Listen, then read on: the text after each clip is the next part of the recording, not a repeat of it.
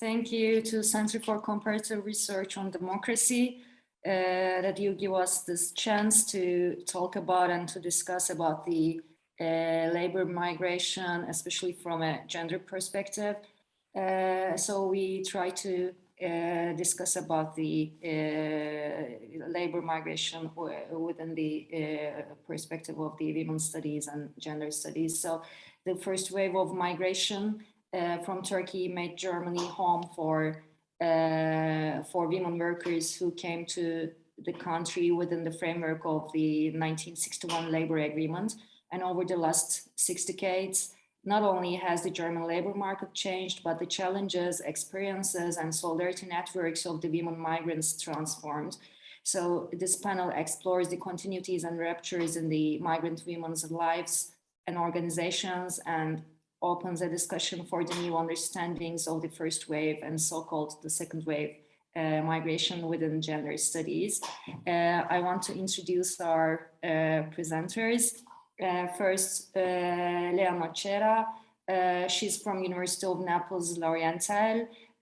She's a tenure-track assistant professor in Turkish language and literature. She's a scholar in Turkish studies, and she also teaches subjects related to politics, society of contemporary Turkey. She was a visiting research fellow at Leibniz Zentrum Moderner Orient in Berlin, and also at the Turkey Europa Zentrum in Hamburg. She is in the board of the Italian Association of Women Historians. As an expert on Turkey, she regularly collaborates with prominent Italian newspapers and magazines, publishing on current affairs. Her PhD dissertation on Turkish female migration in West Germany was awarded the first prize, Pieroni Bortolotti, as the best PhD thesis in gender history. Among her publications, perspectives on the new centrality of the Mediterranean states, the role of Turkey in a changing region, and also the Turkish translation of her PhD dissertation, Manikürlü Eller Almanya'da elektrik bobini saracak, toplumsal cinsiyet perspektifinden Almanya'ya Türk göçü, and La Turquia Contemporanea de la Repubblica Kemalista al Governo dell'AKP. She also authored several articles in Italian and also international academic journals. In 2017, she founded Kaleidoscope. It's an online magazine on Turkish cultural and social issues. Gülay Toksöz, she got her PhD from FU Berlin. She worked on women migrants and their position in the labor market, and also their representations and activities in trade unions. After that, she got a position at Ankara University, Faculty of Political Science. Between 2004 and 2008, she was the chair of Women's Studies, again at Ankara University.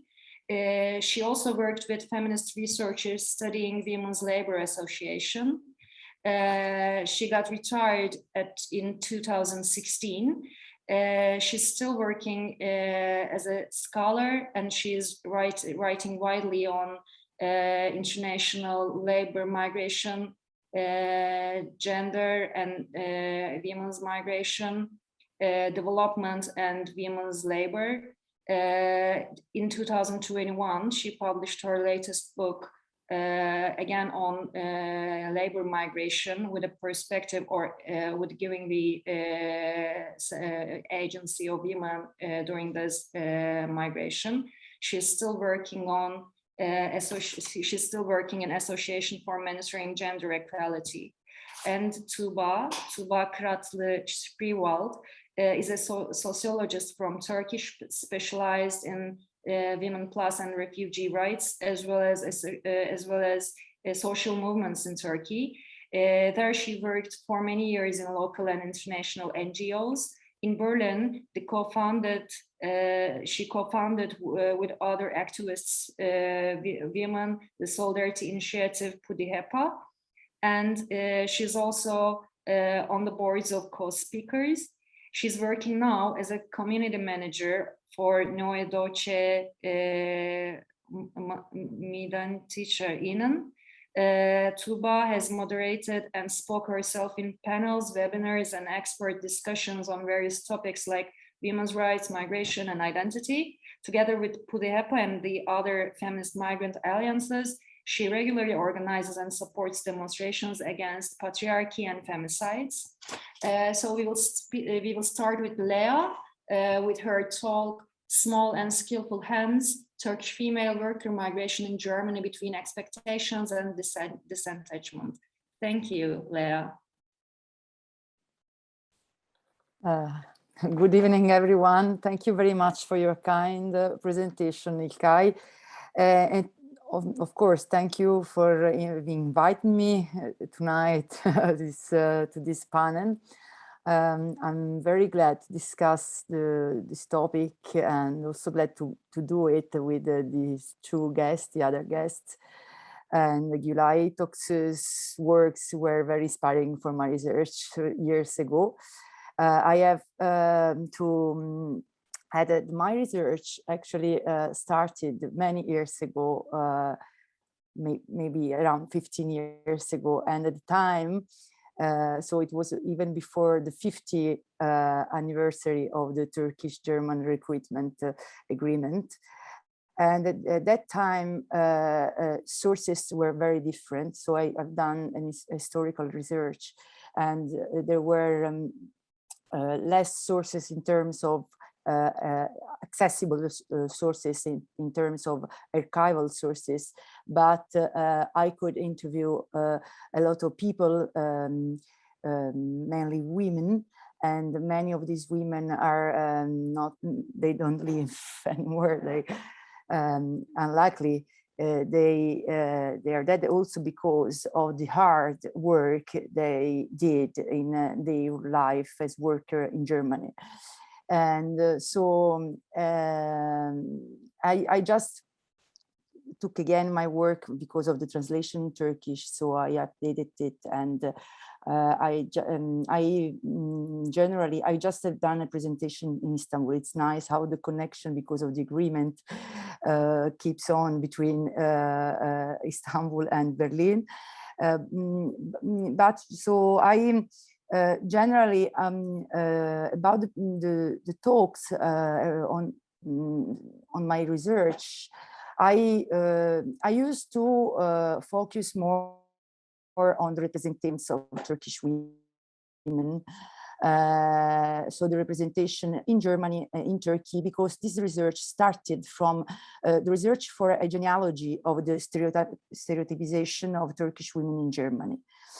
Tonight, I've just decided to follow another path, more focusing on social, some social issues, but still I focus on the first, so on the first generation, so the women who arrived in Germany in the years of the recruitment agreement, so between 1961 and 1973, and who arrived mostly alone and before their husbands in some cases. I will share my screen just because I prepared some images. So it works, huh? Are you seeing my PDF? Okay.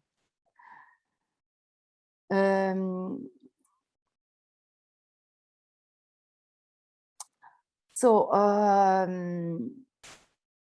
on 25 March 1969, the following article appeared on the first page of the Turkish newspaper Hürriyet. I don't know if it's big enough. I can manage. You see me, as you see, if you, sorry.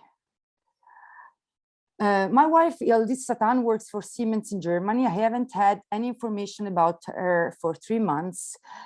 I look after our son, who is a year old and has stayed with me. I'm the one who changes his nappies. Before leaving for Germany, my wife promised she would send me money, but she left, and since then she hasn't sent me a penny, nor any form of assistance, not even a letter. I'm really worried about her. Please let her know for the sake of our child. This short article was also accompanied by a small photograph. Sorry, but I can't manage. Okay, so you see there.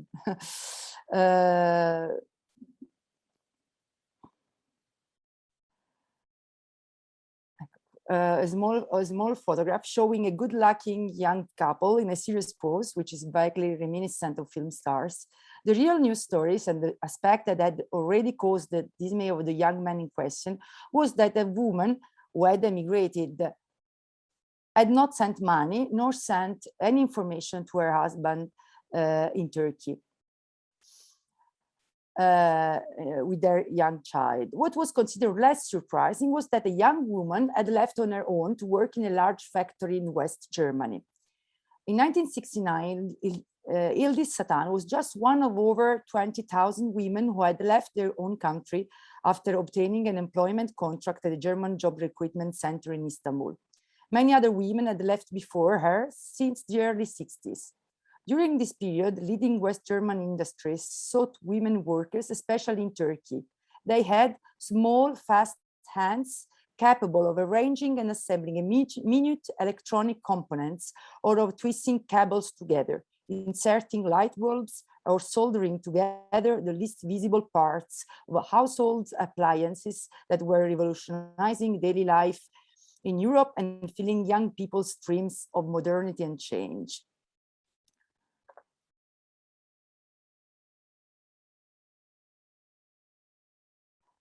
Between 61 and 73, the period when a system of regulated immigration was in force in West Germany, thousands of Turkish women set off for German cities and the main industrial hubs, in some cases on their own, preceding their husbands. In other cases, after being reunited with their husbands, they were rapidly integrated into the labor market and could therefore play a direct role right from the outset in the economic plan that had motivated their departure. Just to have an idea, the Turkish women taken on through the German recruitment system from 61 to 73 numbered over 138,000 compared to the 509,000 men, which means equal to 27%. These are only the women that just came through the official recruitment system.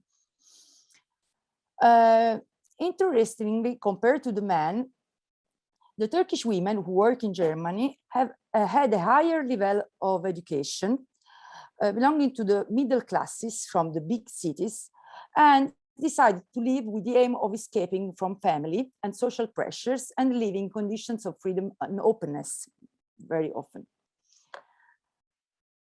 Women don't go to Germany for money, but to lead free lives, ran the headline of a Turkish newspaper in '64. On the basis of data gathered by the State Planning Organization of Ankara, the article continued as follows. The reasons our girls and women go to Germany does not lie in the desire to earn money, but in their wish to live in a state of freedom and equality. To a greater extent than their male compatriots, Turkish women decided to leave their country not for economic reasons, but out of sheer curiosity and the desire to experience life in a European society. They considered migration as a stage in their individual development and emancipation. In some cases, they left for Germany following a separation or divorce or the death of their husband, to escape from the pressures of society and the moral observation that accompany women's existence, or to be able to continue to lead independent lives. On other occasions, migration proved to be an opportunity to flee from family restrictions or constraints, such as marriage. Of the women who left Turkey for work, 37.3% were single, 44.08% were married, and an equal percentage 9% were widowed or divorced. In contrast to widely held beliefs, and in particular during the early years of the phenomenon, women often did not set off for Germany to join their husbands. In many cases, the women were the pioneers of family migration and were only subsequently joined by their family. The specific structure of the German labor market, based on a clear gender division, significantly affected the policies of recruiting abroad and encouraged women's departures. The need for female labor of the Berlin industry and many other productive sectors in the rest of West Germany determined the definition of preferential channels for recruiting foreign women. In Turkey, the actual possibility of success offered to women compared to the long waiting lines for men also meant the overcoming prejudice and limitation that were socially placed on departure of women alone. Besides the women who decided to live on an autonomous and independent choice, many women were convinced and pushed by their husband to apply for German in order to act as forerunner. I must also add that the women in those years, Turkish women, needed the authorization of their husbands to work outside, actually also in Turkey, outside home. Families in the grip of economic difficulties forgot the traditional codes of honor and family and sent wives or daughters ahead, explained Yüksel Pazarkaya. Even in cases where migration was considered a family decision for an improvement of the conditions or ensuring a more stable future for the children, the woman was entrusted to live for Germany first, of course, only when it was clear that for the man it would be much more difficult. This phenomenon profoundly marked the couple relationship and as they were considered and defined socially. The role of the man as breadwinner was denied, as well as the one of the woman as wife and mother, who seemed to be the basis not only of the family structure in the Turkish society, but also more generally in the migration dynamics of the post-World War II period in Europe. Furthermore, by accepting that their wives leave their family for going abroad, many husbands had to deal directly with the rumors of their social milieu, questioning on one side the woman's morality and on the other, man's virility. The man was losing his face in his own community, writes Eshe Kudat, which continues in her works, stating, if not with migration, the absence of a mother for several years would otherwise have been intolerable. The finding of job opportunity through the intermediation of his own wife, unimaginable. What used to be considered exclusively male prerogatives are now attributed to women, mothers and daughters as a result of migration to Europe. Here are just some image of Turkish workers in German industries.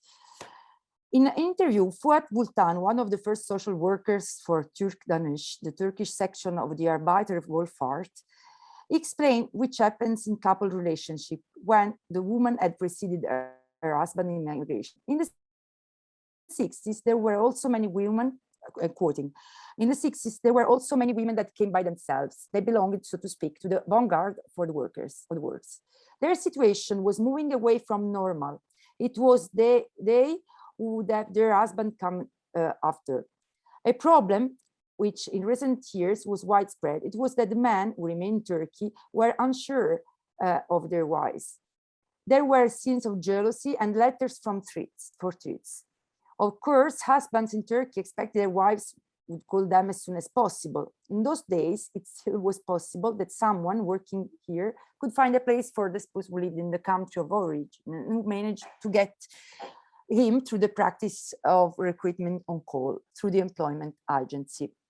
When there were delays because, for example, the woman could not find a work for her husband, then she received letters full of offenses. The men, they were convinced of the prejudice that these delays were intentional. One of the women I interviewed, telling her story, remember, my husband didn't succeed to make him come. I didn't succeed to make my husband come only after 2 years from my arrival, together with the children. In the meanwhile, I was sending the money. He was angry. He had to take care of the children, as if it were me who wanted to come here. As if I told the authorities in Germany, get my husband to come 2 years later. Getting a husband to Germany wasn't always easy. much dependent on the contacts that could be established and on knowledge procedures. It could also happen that the husband was later rejected at time of checks because of age, physical health, or qualifications. Unless most women, however, wanted to be joined by her husband, sometimes encountering enormous difficulties, undergoing scams, and elaborating strategic plans to avoid procedural difficulties. But anyway, they gave proof of great organizational capacity, also evidenced by some narrations. I was 23 years old when I came. There is another woman telling her story. I had been married for a year. My husband stayed in Izmir. 2 months late from the day I arrived in Germany, I started preparing the ground for my husband to come, but he couldn't come because there were so many people who wanted to bring their own spouses. They all wanted their husband to come. On the other hand, there were not nice things that happened. The interpreters took care of the documents for bringing here the husbands. But when you went to the interpreter, they asked for everything. He asked for money or even wanted us directly. The interpreters were mostly men and Turkish. They didn't know us because we were just arrived. They argued that there was a long line, few possibilities. At that time, my older sister was in the West, in Ulm, with her husband and her children. She made everyone arrive, and she told me to send them all. Maybe not seems normal, but for us it was normal. She told me to send it to her all the documents. Okay, it's a bit illegal, and she laughed. But let's pretend my sister told me, let's pretend you live here with us. I was in Berlin, and so they make my husband come. And so we did it. So in 2 months, he arrived in Ulm to work in an industry. Therefore, my husband was in Ulm. I was here in Berlin. That's the way we started. Getting to come in Berlin was difficult. The only way was the translator. There were no other ways. And the translator either wanted a lot of money, or again, wanted a lot of other things. He had a lot of desires, and was putting pressure on.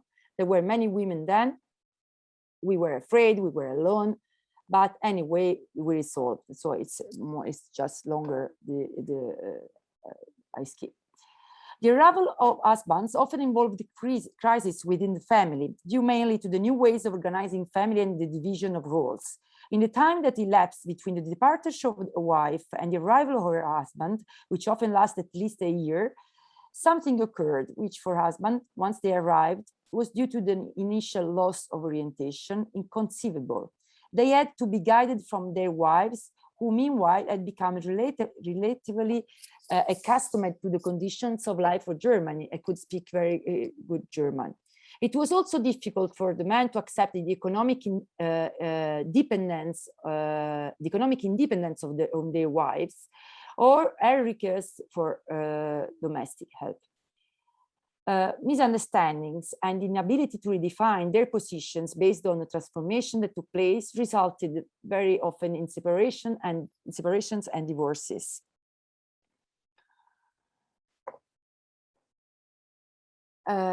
Some testimonies again. Once I got here for 6.5 years, it never worked. I was alone.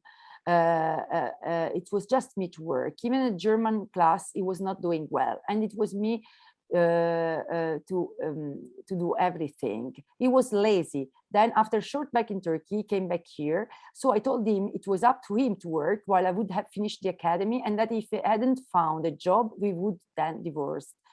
I gave him 6 months, then we divorced. In the same years, it also occurred that some women refused to be joined by their husband. This happened when they intended to earn and return to Turkey soon, or more usually, because of the experience in Germany, the comparison with other women, Turkish, foreign, German, the discovery of other lifestyles offered them existential perspectives that until then they could not imagine. Maria Pakbey, a social assistant worker of the AWO, the Arbeiterwohlfahrt, remembers that when he served as a consultant, many many women came to him to confide that there were too many difficulties, and then they decided to deny themselves to their husbands and to separate from them, husbands living in Turkey. Not infrequently, this happened, according to what he claimed, also because for these women, marriage was only, till that moment, was the only sentimental and sexual experience of their life. And once in Germany, also because of the exchange of experience with friends and colleagues, they felt the need to experiment and force their horizons.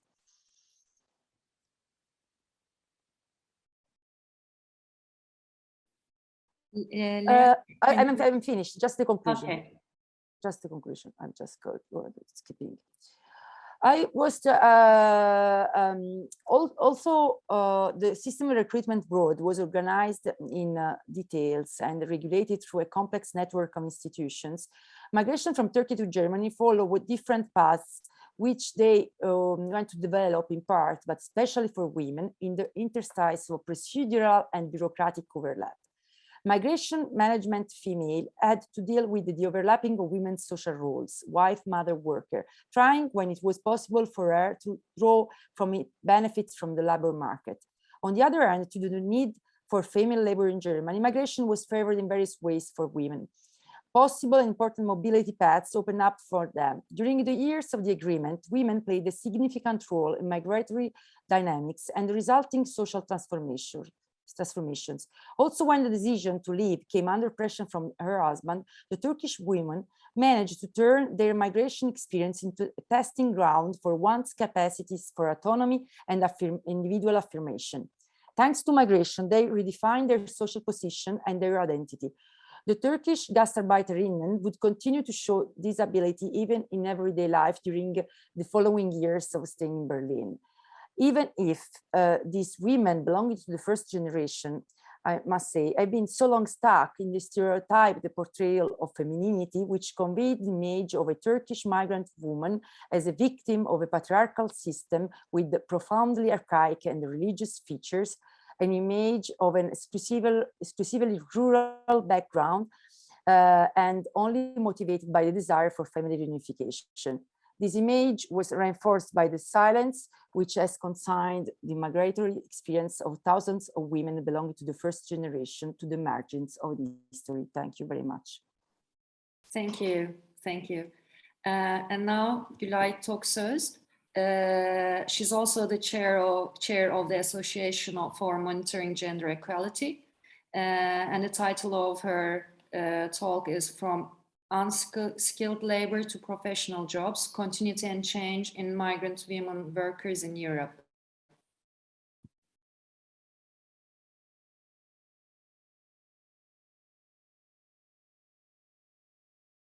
Sorry, you are still muted.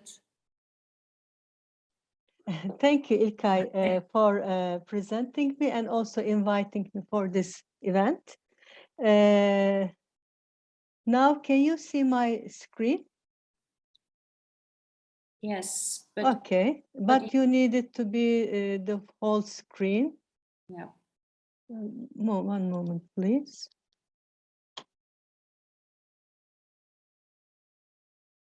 Okay. First of all, I want to thank also Lea for her contribution to challenge these dominant stereotypes about migrant women from Turkey, as she mentioned, showing them with rural background, uneducated, not working, having many children, and being the victims of the violence of their husband and male persons of the family. As I came to Germany in 1982, I worked as a trade union specialist before coming to Germany in the end of 80s. And my aim was to write a dissertation thesis on the trade union participation of women workers in Turkey. But as all you know, after the military coup of 1980, all the trade union activities were banned. It was not possible to realize my intention, so I came to Berlin in 1982. in order to make this research on migrant women's labor market position and their trade union participation. So you see the book which came out of my dissertation thesis with the title, Yes, They Struggle Even More Than the Men. It was the words of a trade union representative I interviewed. And I just thought it was so highlighting the futures of the migrant women workers who are trade union members at that time. So I prefer to make it as the title. In this period, it was really surprising to see that there are so scarce literature about the working conditions of the migrant women in Germany. And after that, after doing this work and showing that they are so active in the trade union in the 80s, as I was there during the especially activities of 35 hours working week activities, this book was in a way one of the, I would not say pioneers, but one of the contributions to the literature showing that they are as workers, the migrant women are not a homogeneous group, trying to give a differentiated picture of them. And I also remember myself in the 80s relentlessly trying to show that the women are not such a homogeneous group. There are very different women with different motives coming to Germany. And in this way, Lea's work is very concrete, showing these different motives. My second work, here is the second book, newly published, is something I started to work in 2018 and 19 and 20, I would say. And thanks to Academy in Exile program, I was able to come to Berlin in 2019 to concentrate myself on this book. I attempt to give an rather, I would say, a historical analysis to show how the position of the migrant women in the labor market changed and how their ways of collective action and struggle changed in a period of almost 50 to 60 years, starting from the 1960s up to date. And I have to say that during my whole academic career, actually, I made research on female labor and migrant labor, not only because of pure academic interest, but because of the reason that to show the inequalities based on gender, class, and ethnicity, to gain information to combat against these type of inequalities. So this book, in that sense, helped me to see the changes in this labor process and ways of organizing for collective action. In this book, I made a periodization, and it is mostly my approach is based on the needs of the capitalist mode of production and accumulation, how it is decisive on the demand for labor in general, and migrant labor and migrant women labor in particular. And we all know that although it is demand driven, migration is not it's only an economic process. It has also very important social and political aspects, and the subjectivities of the migrants themselves is very important in the decision towards migration, and also being resident in the receiving countries and being members of these societies. So in all my work, and also in this work, I would say that the feminist methodology lighted my way in tackling the issues, and as much as possible, I tried to give voice to the migrant women workers to share their experiences. In the first book, as Lea at that time, I did lots of interviews with women. In this final book, it is more based on literature survey, but also my old experiences as well. In this periodization, I have three main periods. The first one is the recovery period after the Second World War, 16 and 70s. And we see that I didn't, in this book, just look at Germany, but also other European countries as well, Western European countries. We see that in different countries, women are demanded to work in different branches of economic activity. For example, in French, it is mostly domestic work, hotels and catering services, but in Germany, garment, food, and electronic branches of manufacturing industry. And in the UK, it is a mixture of both sectors, services and manufacturing, and so. And differing according to countries, but it is around 20 to 40% of migrant workers were female workers in the 60s and beginning of 70s. This period, I would define it as a period of security because of legal entrance and recruitment, formal employment, and also the possibilities of organization, being members in trade unions and taking part in strikes and other collective actions. Following this period is the period of the economic crisis starting in the mid-70s, and it is a neoliberal restructuring to get out of the crisis, and at the same time an accompanying demographic change in the European countries. And we see that in this period, migrant women are mostly demanded in domestic and care work. It is still ongoing, this process. And this is a period of insecurity due to irregular entrance or stay in the country and informal employment conditions. And the third period is a period of brain migration, I would say, starting from 2000s onward. And we see that highly skilled migrants in informatics, natural science, engineering, and medicine are demanded in most of the Western European countries. And they have the legal entrance possibilities with work permits and residence permits and formal employment conditions. And consequently, there's a stratification in the labor markets of these European countries with highly qualified versus low-skilled migrant workers. In the first period, bringing these cultural differences to the forefront by the existing literature on migrant women, we see that actually their class position were neglected, that they were part of the working class, actually the lowest segment of the working class, with a very low social, legal, and economic status.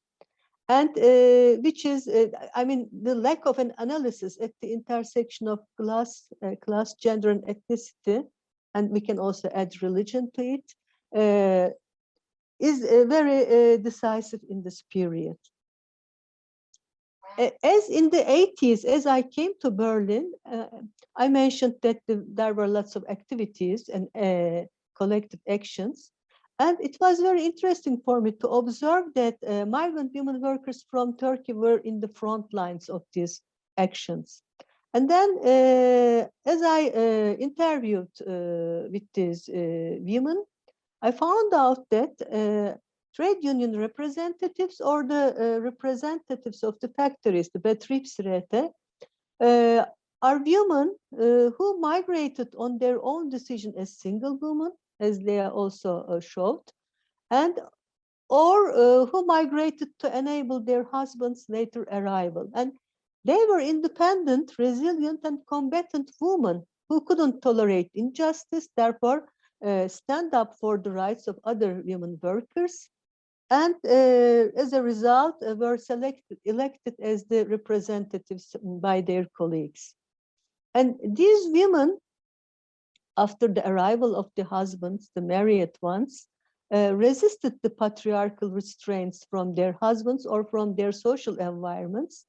And for example, their participation in trade union seminars in other cities were many times prevented by the husbands not allowing the wives to go on their own for such a activity. They told me and complained about them. In the period of economic crisis and restructuring, we can just state that this is the crisis of mass production and accumulation regime because of the declining profit rates. And as a solution, the new international division of labor in the context of globalization emerged, with closing of labor-intensive manufacturing factories, transfer of the production units to low-wage countries, and subcontracting practices inside and outside the developed countries, which meant high unemployment rates for the native workers as well as migrant workers, and the deterioration of the working conditions due to the subcontracting practices. So the structure of employment change for resident migrant women in this period, due to closure of factories, losing their jobs in the manufacturing sector, they started to work either in cleaning jobs or in ethnic enterprises based on family units. Again, we can see that in the late 70s and 80s, socio-demographic changes become visible, with an increasing labor force participation of native women in various European countries, including Southern European countries, especially in services sectors, and an aging of the society, creating a care gap as the women who are considered to be the responsible person for this care of children and elderly are no more able to do that because of their employment outside the house. So we see there is demand for migrant workers in various branches, but mostly for domestic and care work in a period of increased restriction on labor immigration in European countries, resulting in irregular migration and informal employment. As we all know, care work is considered to be women's work, paid or unpaid, all over the world. And in the European countries, depending upon different social welfare regimes, actors of care provision, namely family, public sector, market, and charity organizations, have different weight and shares in this care provision. Public sector is the most important provider in Scandinavian countries. It is the market in the UK, in family and the charity organizations in Germany, and the family in Southern Europe. So, especially with increasing labor force participation of women, the family, namely women, are no more able to provide these care services. And this is accompanied by a neoliberal restructuring where the public services decline and market services rise, which means cash payments from the state for the provision of care for elderly in the family and employment of migrant workers as care workers. So we see that recently, I mean, in the end of the second decade of the 2000s, in Germany, 1/3 of care workers, and in Spain and Italy, 60 to 80% of care workers are migrant women. Most of them as live-in workers are employed in informal employment with hard-working conditions, and they present an important component of the precariat. Now we can come to the, to the third period, competition for qualified workers, namely the brain migration. We see that in the 2000s, highly skilled workforce becomes very important for more innovative investments in the developed capitalist countries. So there's a continuous effort to attract the highly qualified migrants. They can be students then staying in the country afterwards, or young people who have been already educated in their origin countries. And it is termed as the competition for the best and the brightest, in which the USA has the priority. And European countries try to be part of this competition. And we can see the EU Blue Card Directive of 2009 as an attempt in this direction, this work and residence permit program. And when we look at the data, we see that Germany is the first country among the receivers: medical doctors, IT specialists, engineers, mathematicians, or natural scientists. And now in Turkey, you can see in the media each day news about doctors leaving Turkey to work in Germany. The source countries are India, China, Russia, and Turkey. So the people coming from Turkey are considered to be a new wave of Turks. However, the proportion of women is 1/5 among this group of blue card receivers. But at the same time, we see that highly educated women of the global south are having an increasing trend towards migration. They want to live there where women's rights are more respected. Some comparative research, including many countries, find out that women prefer to go to European countries or the USA in order to work, to have their careers or to study, and their tendency to return back is lower compared to migrant men. However, another group of migrant women among the newly arrived migrants are the women who come upon a family reunification as the wives of the male migrants who have taken their work permits in the sectors mentioned above. And these women, who are usually educated in social problems, have problems of equivalence of their diplomas. So as a result, they usually take jobs under their qualifications in social services, and in opposite, men are often in good paid high-tech jobs. And I can just say a few words about the continuities and unwanted low-skilled workers. I'm sorry, and can you conclude? Yes, it is the last slide. Okay, We see that due to growing inequalities, global inequalities, due to wars, due to natural catastrophes, due to violence and poverty, and deprivation of livelihood activities, many people aim to come to the developed countries. Because of the prevention of them through regular ways, they come as asylum seekers and refugees.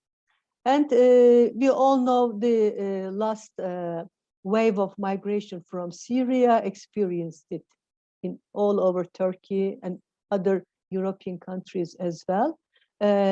They are mostly young men, and the proportion of women is lower among them. And the women who can come have rather lower education levels and consequently lower employment rates. Again, we see that there is a discussion around cultural adjustment instead of inequalities, mostly pointing to the Muslim women and saying that due to their different cultures, they are not able to integrate. It is interesting to see the similar arguments raised in the 70s, just today, again, prevalent in the media, and in increasing Islamophobia in European countries with the strengthening of right-wing extreme movements and some political governments, conservative governments supporting them. And the same stereotypes of Muslim women referring to similar futures. So I can just say that there is now a stratification among new and old migrants and people with migration backgrounds in the European countries, with highly qualified migrants becoming new members of the middle class of the receiving countries. Thank you. Thank you very much for this very interesting presentation. And now Tuba Kratlı-Spreewald. She will talk on sisterhood in practice, a community through solidarity and activism. Tuba. Hello, everyone. I will be the one who is talking about the practice. I think it's a nice closing part. And I also prepare one folie. I will also share with all of you. Just I need 1 second. Okay. Right. Yes. Then this is full. Is it full now? Yes. Yeah, we have a beautiful highlight. I think it is already giving the idea what I'm going to talking today. As sevgili İlkay said, I am the co-spokeswoman from the woman initiatives called Putehepa, and we became a we were actually I'm so happy today because there are so many women who witnesses are growing up and being a collective, from being a collective to the like a Freie, like organization. And if I miss something, they also can feel free to remind me some more things. Also, yeah, how we defined ourselves. We said, yeah, we are a woman from Turkey, and we said very proudly we have like a different generation inside us, like second and third generation women who are living in Berlin. And our feminism is active, so say, because we are learning a lot in Berlin, and we are challenging our feminism as well. And that's why we call it is the intersectional feminism. And the most of like the main aim of our organization, we just want to live the life the way we want. And this is, I think, this is very open, and everybody can take in every corner. And this just gives us a space. What we want to do, we will do. And actually, how we start, we were like a collective woman. And then we recognize we are not just only a woman who is living in Berlin, but we are also part of the big new migration wave, because we started being together like around 2016 and 17. And in Berlin, there was like so many people who was arriving in Germany. And when we were talking about our problems, we recognized, wait a minute, this is not just they are on our own problems. There is actually a sociological problem, and there is a new way of migration. Let's have a look what they are, also who they are, and actually we understand who we are as well. And that's why we made a need assessment in 2018. I led this research, and then we made this research to understand who is coming and why why they came to Germany, like specifically in Berlin, and what is the problems and what is the solutions. Those are the things where like our aim to being able to understand the newcomers, so to say, in Turkish yeni gelenler. And yeah, and also this research give us a guideline to follow and understand, and also being able to establish our futures as a collective, as a woman collective. And which method did we use? We made a sample survey. It was like 2 months online survey, and there's around 165 responded. And yeah, I need to make it this one small because I cannot see. Okay. And yeah, it was like 115 women, 47 men, and 3 others. And this others means they don't want to define themselves as a bilateral gender. That's why it was open.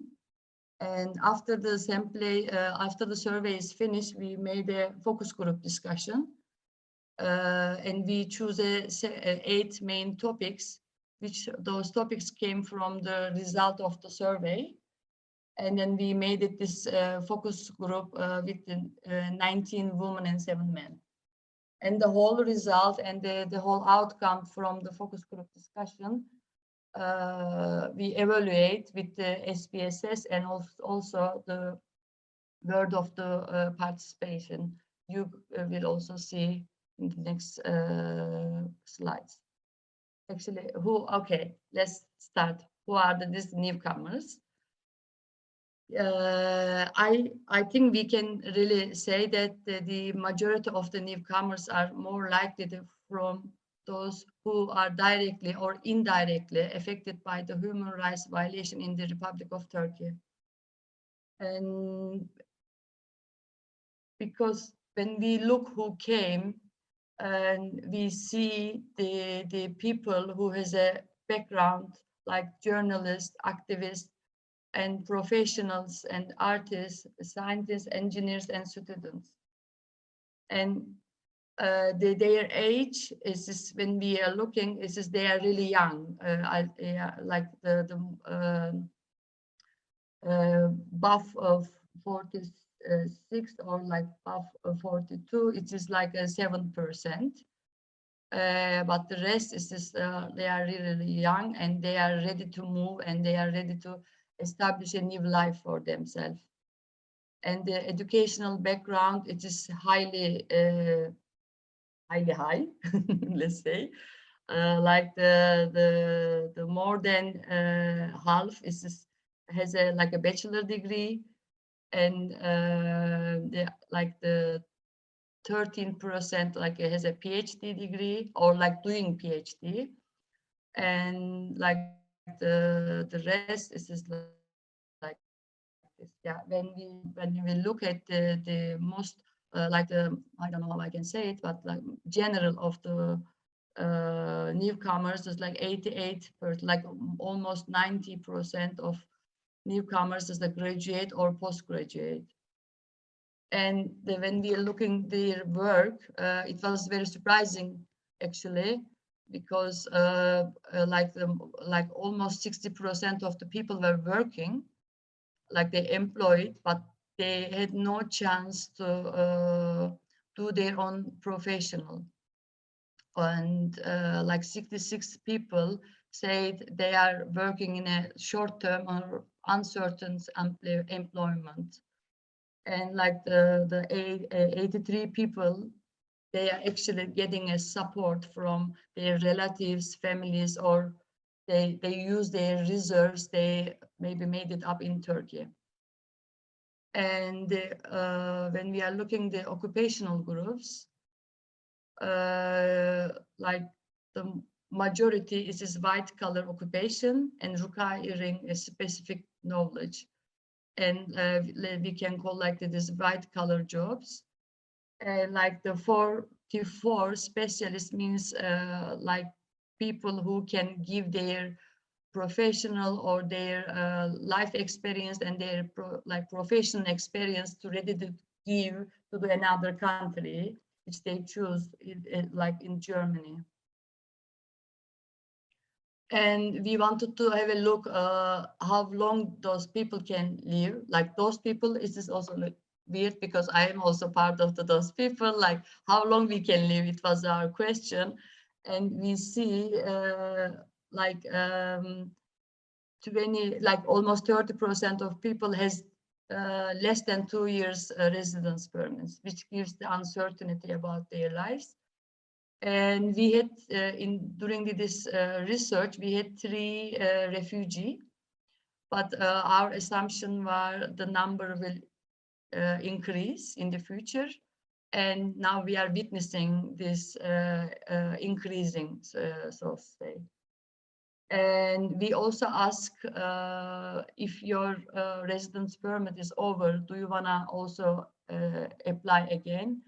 And this is 80% of the participants declared yes, they want to submit like follow-up application after the expiring of the valid residence title.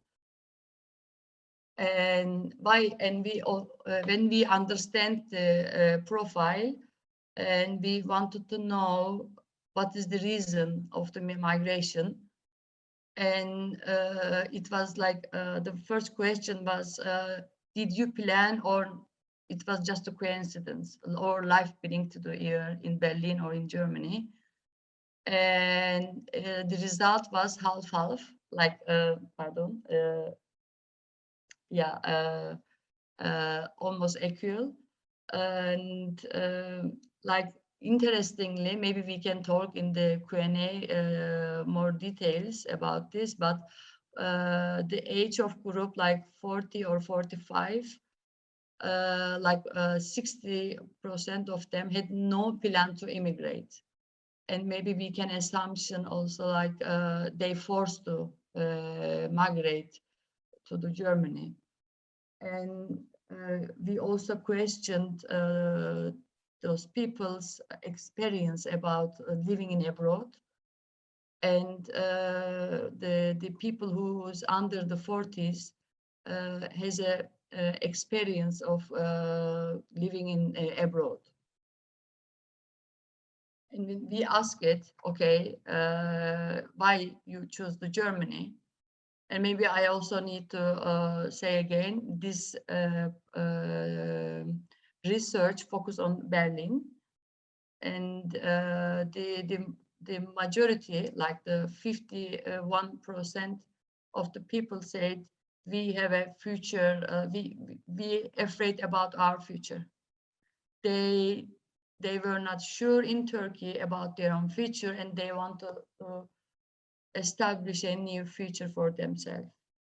And like economical reasons also following.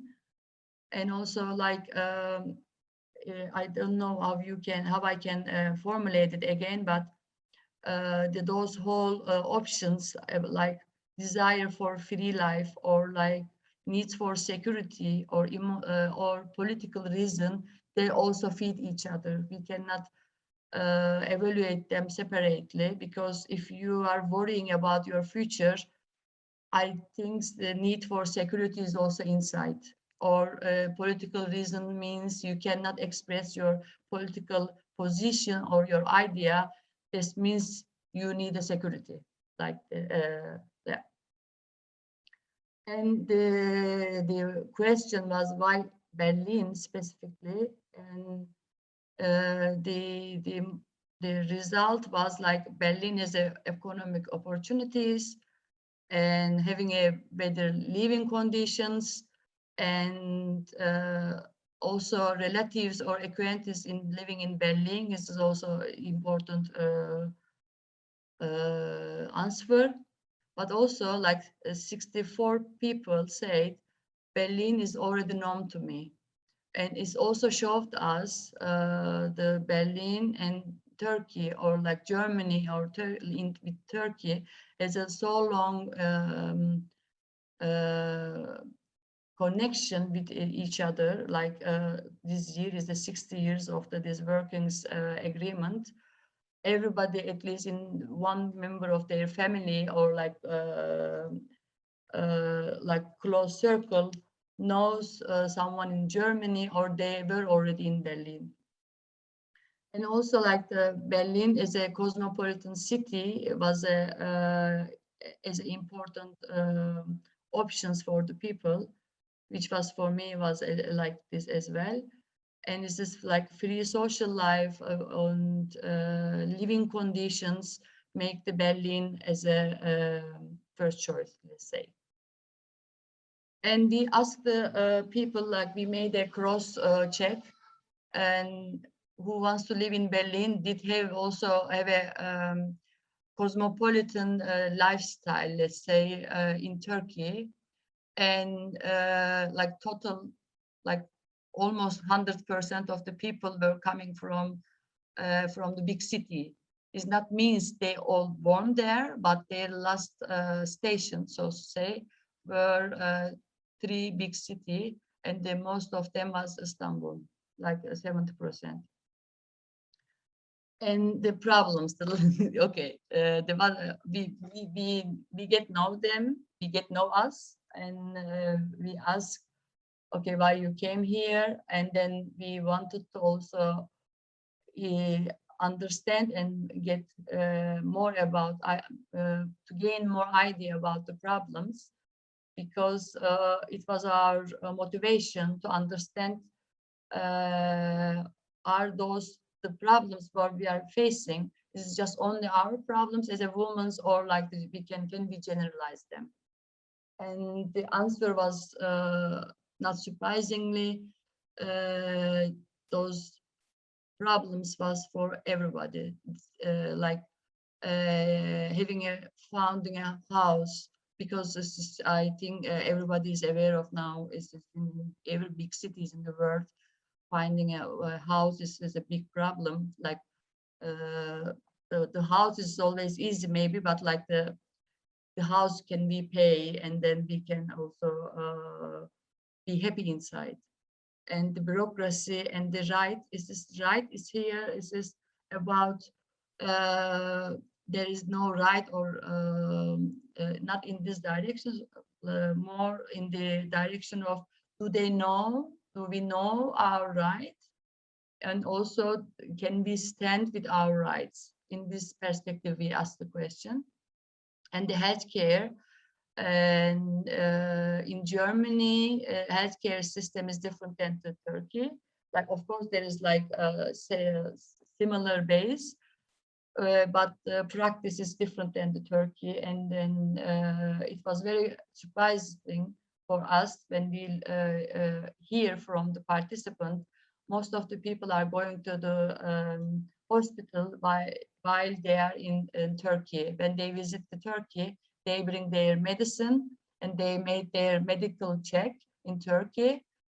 I mean, there is more than one reason behind it, because of the language barrier is the first, and then second, going to the hospital or getting the medical care in Turkey, and also to having a connection, and also being able to go to the doctor and to explain your need was not easy for us and for the participant as well. And access to the labor market, in here I can say maybe something more, because most of the people are coming with the job, with new job agreement, but not the woman. Or women are coming and then the men doesn't have the job. I'm talking about the couples, or like the people who has like a school, they came through the school, like master or PhD. They also had a limited access to labor market in Germany. And of course the discrimination, and maybe we can talk about the discrimination in Q&A longer because it's a long history, everybody knows. Okay, and then if I will make a summary about the problems, we addressed lack of information and coordination, and the language barriers, and inaccessibility of the state and civil society service in cultural, health, and social area, and lack of knowledge about rights and obligations, increased obstacles due to, and the lack of the helpness of service providers, and avoiding of legal action due to the lack of self-confidence, feeling of loneliness, and lack of security. And yeah, as a PUDEPA, what we did with these problems, when we faced with this problem, we said, okay, those are the problems we are also facing with. What we can do as a, I want to check this, okay, what we can do as a PUDEPA, because those are our problems. And this is not only for us, for everybody, as a woman collective, as a woman organization, what we can do. And we started to do our work in with the parallel of this outcome from the need assessment, like need-based identification of service providing institution and organization. We started to make regular base PUDEPA talks, which means we invited every month one of the specialists about, for example, about discrimination, about health system, about tax system in Germany, in Turkish. We made an open event, and we invited everybody. It was not just for only women, but who is doing the work is the woman.